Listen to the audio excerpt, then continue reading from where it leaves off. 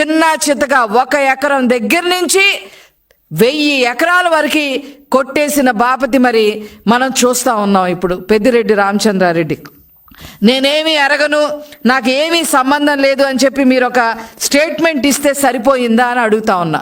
మీ voter list కన్నా, మీ Punganur voter list కన్నా కూడా మీ అవినీతి పాపాల లిస్టే ఎక్కువగా ఉంది అనే విషయం మీరు గమనించారా అని చెప్పి ఈ సందర్భంగా నేను అడగదలుచుకున్నా. ముఖ్యంగా మీరు చూస్తే చిత్తూరు జిల్లాలో పులిచెర్ల మండలంలో అసైన్డ్ భూములు స్వాహా చేసిన మాట వాస్తవం కాదా?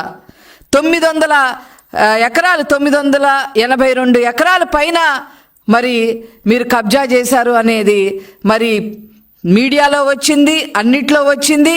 అయినప్పటికీ కూడా మీరు దానికి ఎక్స్ప్లెనేషన్ ఇచ్చే పరిస్థితిలో లేరు. అదేవిధంగా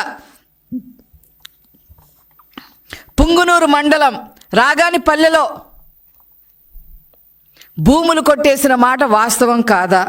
అదేవిధంగా రేణిగుంటలో గవర్నమెంట్ ల్యాండ్ ఉంటే 100 ఎకరాల గవర్నమెంట్ ల్యాండ్లో మధ్యలో 20 ఎకరాలు మీ భార్య గారి పేరు మీద ఎలా వచ్చింది? ఇది ఎక్కడైనా విన్నామా?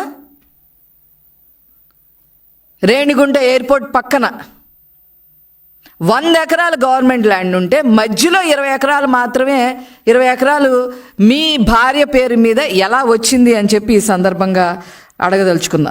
అలా ప్రభుత్వ భూములు కూడా మీరు కొట్టేసిన పరిస్థితి మనం చూస్తూ ఉన్నాం.